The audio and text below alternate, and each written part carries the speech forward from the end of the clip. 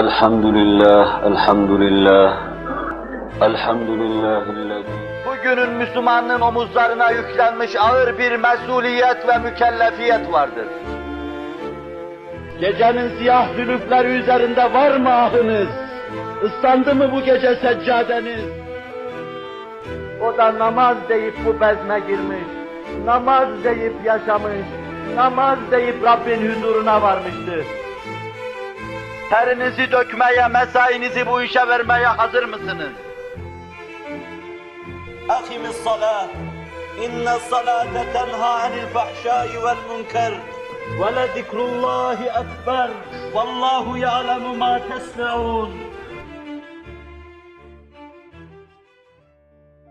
Muhterem Müslümanlar, bütün ibadetlerin fihristi olan namaz, müminlerin kurtuluşunun beşaretini taşır. Haşyet ve saygı dolu bir gönülle, rahmet ve kerem sahibi Rabbimize karşı namaz adı altında kulluğumuzu eda etmemiz, dünyevi ve uhrevi saadet ve selametimizin, bahtiyarlığımızın beşaretini taşır. Bu müjdeyi bize Kur'an verir. Kalbi haşyet dolu olanlara, iç ve dışçıyla saygı kesilmiş bulunanlara, cirmiyle, cürmüyle, hakaretiyle Allah'ın azameti karşısında yerini idrak edenlere, Kur'an-ı Mucizül Beyan'ın beşaretidir. Onun içindir ki, şahsi kulluklar arasında, ubudiyet arasında, namazla boy ölçüşecek ikinci bir ibadet tasavvur etmek mümkün değildir. Namaz bütününün manasını ruhunda taşımakta, hepsinden üzerinde bir çizgi bulundurmaktadır. Sairleri ara sıra insanın mükellef olduğu şeyler arasında insanın omuzuna biner. İnsan onları eda eder, kurtulur. Fakat namaz muttasıl, insanın Allah ile alakasını temin eder. İnsanın rahmet ve sılasını temin eder. İnsan günde 5 defa, yerine göre 10 defa, hatta hayatın en tatlı durumlarını terk etmek suretiyle kalkar bu sılayı temine çalışır. Onun içindir ki, büyük bir davayı üstlenerek gelen beşerin en büyük mükellefi, Hz. Muhammed Aleyhisselatu Vesselam, namaza en büyük ehemmiyeti veriyordu. Kur'an-ı Kerim namazın etrafında ciddi tahşidat yaparken, Efendimiz sallallahu aleyhi ve sellem namaz kılmayandan hiçbir şeyi kabul etmiyor, hiçbir şeyinin Allah indinde geçerli olmayacağı hükmünü veriyordu. Bizzat kendisi bu meseleye haddinden fazla ihtimam gösteriyorlardı. Kaç defa, belki kaç yüz defa dinlediğiniz şeydir. O günde 5 vakit namazla iktifa buyurmuyordu. Bu münacatla sılanın gecede dahi devam etmesini diliyordum. Ve bunu yapmaya çalışıyordu. Gece kendisi için bir mükellefiyet saydığı gece namazını eda edemezse, arada boşluk olmasın diye gündüz adeta onu kaza ediyordum.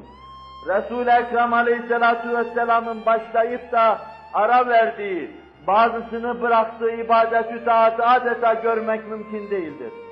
Sadece ümmetine kolaylık olsun diye belki bazı meselelerden ara sıra terki melhud olsa dahi, gece belki onun kat katını ifa etmek, eda etmek suretiyle kendine göre boşluk saydığı o boşluğu doldurmuştur. Bu ruh ve bu şuur içinde yaşamış, muttasıl Allah'a doğru kanat çırpmış ve yükselmeye çalışmış, vefat ederken başka şey düşünecek değildir ki. Ondan son dakikalarını Hazreti Ayşe vasıtasıyla öğrenelim. Saadet hanesinin menfezi, kapısı mescidin içine açılıyordu. O bir ayağı evinde, ailesinin içinde, bir ayağının mescitte olmasını düşünüyordu. İtikafa girdiği zaman mescidin içinde girerse ara sıra başını saadethanesine ve hücresine uzatıyordu. Adeta ikiye bölünmüştü maddesiyle de. Yarısı evinde, yarısı da mübarek mescidinde bulunuyordu. İşine giderken mescidinden geçiyordu. Namazını kılıyor, öyle ayrılıyordu. Evine girerken mescidine uğruyor, namazını kılıyor, öyle evine giriyordu. Namaz onun için bir yol olmuştu. Mescid bir uğrak yer olmuştu. Onun için yükselilecek yer, imkan, vücub arası makam olmuştu. O bu yoldan bir an dur olmadan ilerlemişti. Son dakikalarını yaşarken, bunun heyecan, tabir caizse hülyaları içinde geçiriyordu o dakikaları. Fahri kainat Efendimiz sallallahu aleyhi ve sellem. Sahabi, onsuz sap bağlayıp Rabbin huzuruna durmak istemiyorlardı. Her sahabide gönül şu istikamette atıyordu. Kalp şu istikamette bir manayı gösteriyordu. Rab vasıtasız herkesin ibadetini kabul buyurur. Fakat şu muktedai kül rehber ekmelin arkasında ebedi mihrabımıza teveccühün bir neşvesi var ki biz adeta Resul-i Ekrem'in arkasına sığınarak kulluğumuzu onun vesayası altında, sayabanlığı altında Allah'a takdim ediyoruz. İşte bunu onsuz duyamayız. Onu önümüzde duyduğumuz zaman duyacağımız şeyleri başka zaman duyamayız. Onun için vakit geliyordu, geçmeye duruyordu, onlar kalkıp saf bağlayıp namaz kılmak istemiyorlardı. Hep önlerinde onu görmüş, onun arkasında namaz kılmaya alışmış, suzi nameleri içinde ara sıra kendilerinden geçmiş, daha secde mevsimi gelmeden ayaklarının bağı çözülmüş, secdeye kapanmışlardı. Bundan ayrılmak istemiyorlardı. O da cemaatinin önüne çıkmak, onlara namaz kıldırmayı düşünüyordu. Ama sen gel gör ki, hastalığın heyecan ve helecanı, hastalığın onu aç bir ilaç bırakması, onda takat bırakmamıştı ki mescide gelsin. Humma kıskıvrak etraftan sarmış, bir adım atmasına imkan vermiyordu. Kendine az geliyor Hazreti Ayşe diyor, Sahih-i Bukhari'de görüyoruz. Kendine az gelir gelmez namaz diyordu. Başıma bir su dökün bir kova kendime gelirim. Başına bir kova su döküyorduk. Az kendine geliyor, doğruluyordu, bir daha bayılma geliyor, kendinden geçiyordu. Sahabi mescitte imamını bekliyordu. İmam cemaatinin önüne çıkacağını intizar ediyordu. Heyhat bunlar son düşüş kalkıştı. Cemaatinin önünde bir daha dize gelemeyecek, secdeye düşemeyecekti. O son dakikalarını yaşıyordu. Bir kova daha su dökün diyordu. Bir kova daha su dökün diyordu. Kovalarla başına sular boşalıyordu. Sahabi kovalarla gözlerinden suları boşaltıyordu. İmam gelmiyordu, gelmiyordu. Cemaat imamın hasreti içinde, imam namazın hasreti içinde kıvranıp duruyordu. Cemaat bu, imam bu. Biz böyle cemaat, böyle imam biliyor tanıyoruz. Cemaat bu, imam bu. Allah manasının zerresini hiç olmazsa bizleri lütfetsin, ulaştırsın. Son gündü. Ecel yeli mülkünde esmeye başlamıştı. Felek ayak ayak onun şarkına yaklaşmaya başlamıştı. Arş-ı emanında sur sesi gelmeye başlamıştı.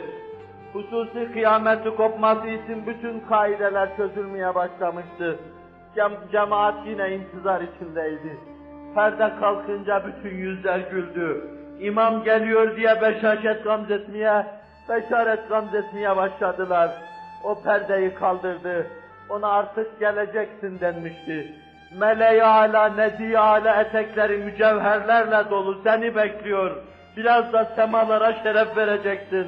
Yeter yerde kaldığın, ey semalı ve arzlı geleceksin denmişti. Vicdanı bu sesi duymuştu. Perdeyi kaldırdı. Cemaatini mükemmel buldu. Önlerinde nadide İmam Ebu Bekir vardı. Tekbir alıp cemaate namaz kıldıracaktı. Gayrı bundan öte bu cemaat her şeyi halleder dedi. Tebessüm buyurdular. Güller açıldı. Perdeyi indirdiler. Ve bir daha da kimse cemalini görmedi. Ebu Bekir o cemali ancak birkaç saat sonra köyünden sultan döndükten sonra yüzünden cansız ceset üzerinden kaldırdığı zaman görüvermişti. Hayatında, ölümünde ikisi de tatlı, ölümünde hayatın kadar güzel demiş, o pak alından öpüvermişti. Resul-i Ekrem namazın heyecan ve helecanını yaşamıştı. Namaz, namaz demiş yaşamış. Namaz, namaz demiş kovalarla suyu başına döktürmüş. Namaz, namaz derken kanat çıkmış Rabbine yükselmişti. Ömer sinesinden hançeri yemiş. Ölümün heyecanları içinde çırpınıyor. Minarede ezan sesi yükseliyor. Namaz emir-el müminin deniyor. Ha kalktım diyor işte. Zorla doğrulmaya çalışıyor. Her hareketinde içinden bir şeyler dışarıya çıkıyor. Kaybettiği kanla dudaklarını hareket ettirecek hali kalmamıştır. Mosmor olan dudaklarıyla namaz diyor heyecan duyuyor. Namaz diyor kıpırdıyor. Namaz diyor harekete geçiyor. Kalkabileceğim diye çırpınıp duruyor, halbuki kalkamıyor. Ömer de ruhunu namaz diye Allah'a teslim ediyor. Ömer'in sinesine hançer de namazda saplanıvermişti. Namazın aşığı insan, vuslatı namazda olmuştu. Yüzünü yere koyan insan yüzünü yere koyacağı, Rabbine yaklaşacağı, akrabu ma yekunul abdu min rabbihi fehuve sacidun feekbiru bidduayı aleyh. Rabbinize en çok yaklaştığınız an secde anıdır. Öyleyse çok dua edin. Dudağı bununla tebessümle süslü iken sinesinden hançeri yemişti. Belki orada bütün esbabın sükut ettiği anda Allah'ım diye feryat edivermişti. Ve kim bilir bu ses nasıl semalarda mevceler yaptı, arşta nasıl makes buldu, lahut aleminde nasıl makes buldu bunu takdir edemeyiz.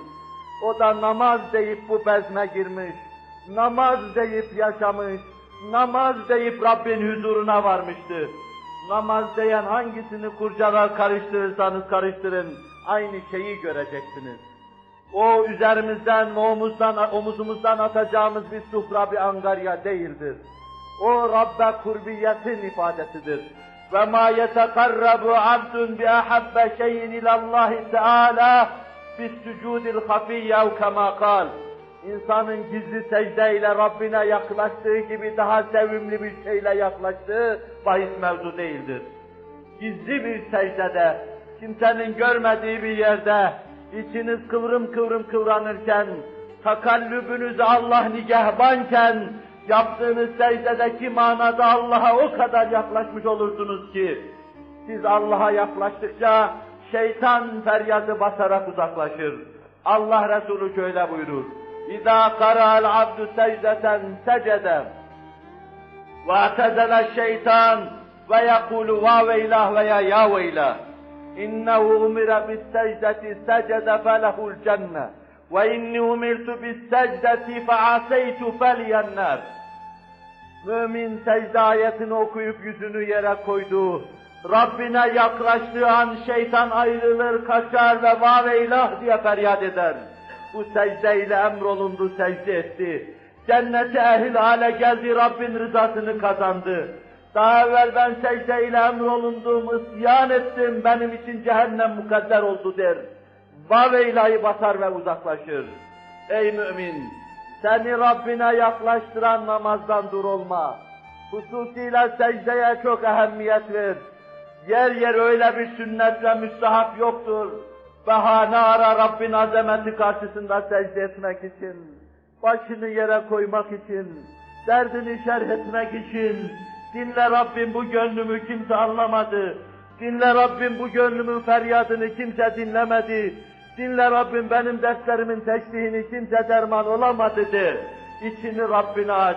Rabbi inni zalemtu nefsi fağfirli fe innehu la yağfiru zunube illa ent. Rabbim senden başka mağfiret edici yoktur. Nefsime zulmettim, alnımı kirlettim, cirmimin küçüklüğüne bakmayarak büyük cürümler yaptım. Azametinle sana cehalet ediyor, gururumu kırıyor, başımı yere koyuyorum. Beni mağfiret et, zira başka kapı tanımıyorum. Tanısaydım gidip onun eşiğine başımı koyacaktım. Tanısaydım ona secde edecektim. Halbuki sen şahit ve nigahbansın. Mücrim dahi olsam, ayar ocağında yanmadım. Başımı ayarın kapısına koymadım. Kimsenin kapısını dövmedim. Kimse karşısında secde ve rükû etmedim. başka şeylerime başkaları karışabilse bile, secdeme kimseyi karıştırmamaya çalıştım. Şeytanın vaveyla edişler arasında kaçışına karşı, ben fefirru ilallah emrine uydum. Sana doğru firar ediyorum. Sana sığınıyor ve sana dehalet ediyorum. Bu gidiş, bu seyahat, bu miraç ve bu yükseliş, bu kavs-ı oruç ve bu arşiyeyi Cenab-ı Hak namazda cümle pak ve temiz vicdanlara duyursun. Kalplerimizi ibadet neşvetine doyursun. İbadet-ü taata karşı yabancılaşmış, namazı suhra kabilinden eda eden, formaliteci Müslümanlara namazın gerçek manasını işba buyursun. Ela inne ahsenel kelami ve eblegan nizam. Kelamullahil melikil azizil allam. Kema kâlallahu tebâreke ve teâlâ fil kelam. Ve izâ kure'al Kur'anu festemi'û lehu ve ansitu leallekum turhamun.